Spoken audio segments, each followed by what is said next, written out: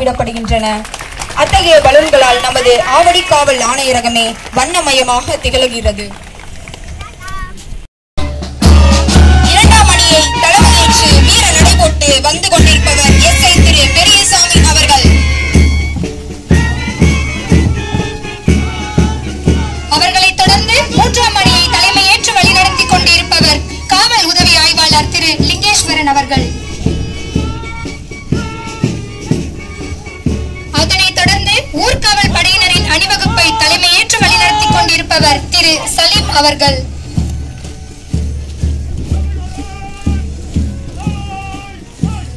Traffic warden அணியை தலைமையேற்று வழிநடத்தி வருபவர் ஹரிபாபு அவர்கள்.